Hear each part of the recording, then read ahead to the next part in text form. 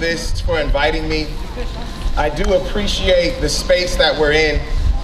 I stand in this space not to support or subvert any political candidates. I don't stand to represent any groups or political agendas. I stand as a citizen of this community, as a father of daughters in Elk Grove. As a father of daughters in Elk Grove Unified School District, it is important that we focus on the significance of today in history.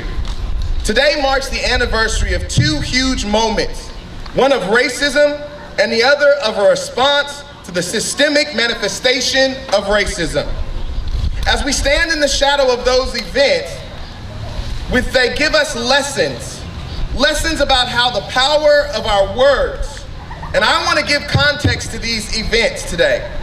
What I'm referring to is today is the 65th anniversary of the murder of Emmett Till, because a woman made claims about a 14-year-old boy that she later recanted as untrue.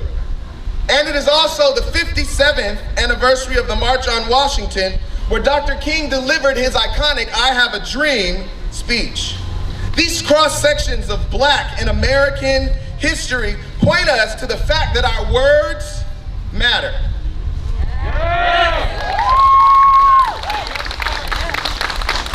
The words of people in positions of power and influence can invite violence and hatred, or inspire us to rise above it and dream of being better for the future. Right.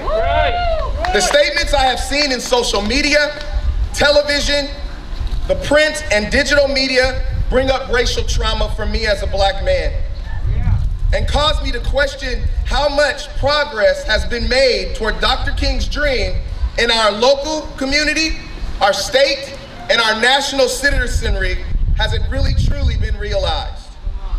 To quote Dr. King when he said, "I have a dream that my 4 little children will one day live in a nation where they will not be judged by the color of their skin, but by the content of their character."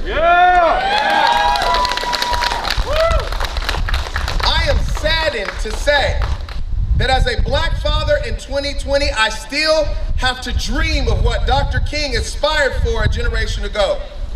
I too dream of a society where the racial differences of culture and language is celebrated as the beautiful tapestry of humanity. The Hmong community has value and just as much right to be heard by their elected representatives. We as a community must do better.